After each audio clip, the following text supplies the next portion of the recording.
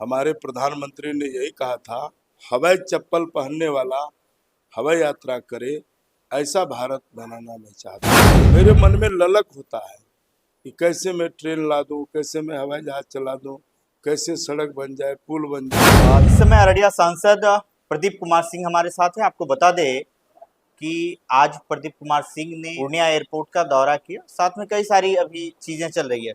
आज आपने पूर्णिया एयरपोर्ट का दौरा किया है। 15 तारीख को प्रधानमंत्री आ रहे हैं, लोगों से जनसंपर्क कर रहे हैं, क्या कहेंगे? देखिए, प्रधानमंत्री जी का सपना था और उन्होंने कहा था, हमारे प्रधानमंत्री ने यही कहा था कि गांव में और हर जिला के लोग हवाई चप्पल पहनने वाला हवाई यात्रा करे, ऐसा भारत बनाना मैं चाहता हूँ।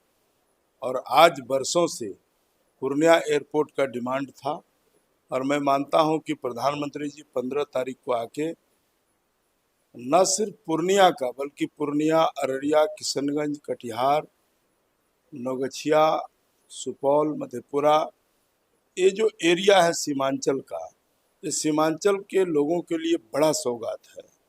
और हवाई यात्रा से, कनेक्टिविटी से अब हम आसानी से यहाँ से आधे पौने घंटा में हम पूर्णिया जाएंगे और पूर्णिया से देश के अनेक राज्यों में हम आसानी से पहुँच सकते हैं। और अब हमारे यहाँ लोग 4 लाइन बन गया, एयरपोर्ट बन गया। अब उद्योगपति, धन वाला, पैसा वाला आएगा, यहाँ पे उद्योग लगाएगा, फैक्ट्रियाँ लगेगी। तो बिना कनेक्टिविटी, बिना यातायात का कोई आपके यहाँ नहीं आएगा। तो प्रधानमंत्री जी 15 को आ रहे हैं। आज मैं पूर्णिया एयरपोर्ट गया था निरीक्षण करने, देखने कि कितना बना, क्या हो रहा है।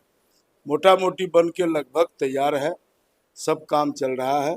15 तारीख को आएंगे और यहाँ पे पूर्णिया से एयरपोर्ट का चालू करेंगे उड़ान का, स्वयं अपने रह करके।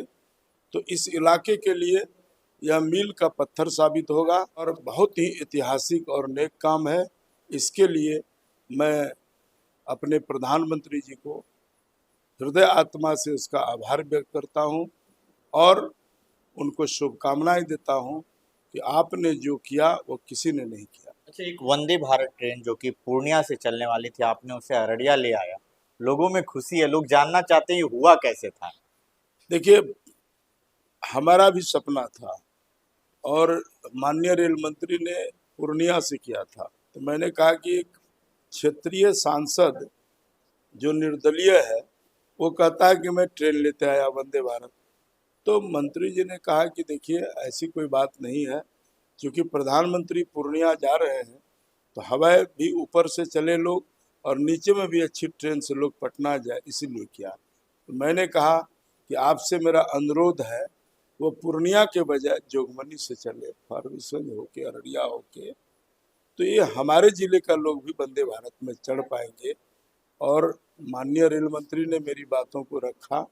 इसके लिए रेल मंत्री जी को और माननीय प्रधानमंत्री जी को बहुत बहुत धन्यवाद और उनका आभार कि अब वह ट्रेन पूर्णिया के बजाय जोगबनी से चलेगी।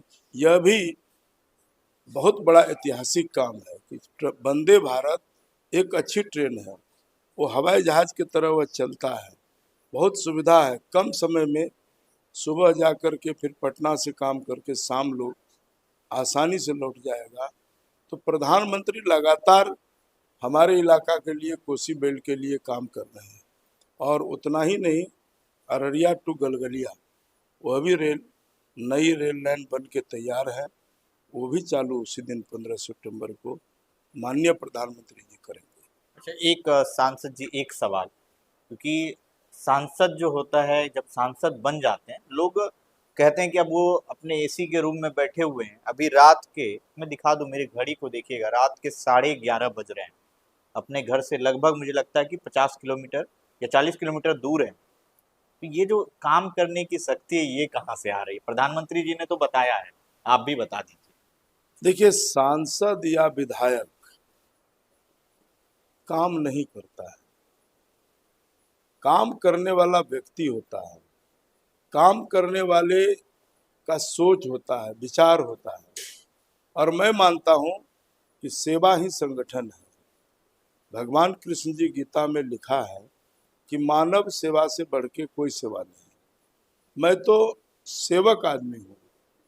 मेरे मन में ललक होता है कि कैसे मैं ट्रेन ला दूँ, कैसे मैं हवाई जहाज चला दूँ, कैसे सड़क बन जाए, पुल बन जाए। प्रधानमंत्री जी कहे हैं कि मैं न्यू इंडिया बनाऊंगा, विकसित भारत और विकसित बिहार।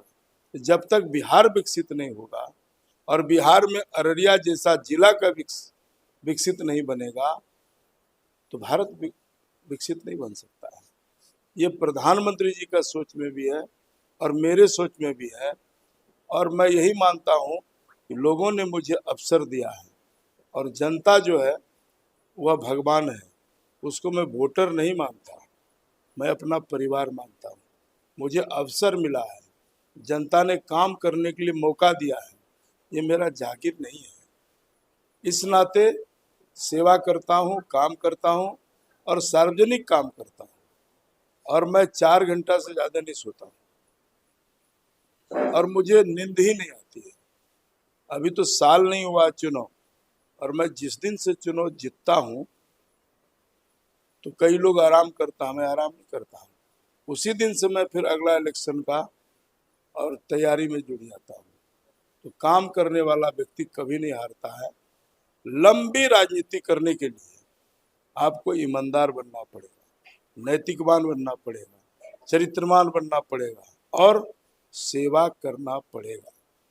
तभी आप लंबी राजनीति कर सकते हो। अन्यथा अंधों को भी कभी कभी लाठी मिल जाती है, लेकिन बार बार नहीं मिल सकता है। इशारों में बहुत कुछ कह दिया आपने। चलिए, हमारे साथ प्रदीप कुमार सिंह जी थे और आपने सुना क्या है इनके विचार। बाकी खबरों के लिए देखते रहिए पब्लिक न्यूज़ 24 बिहार।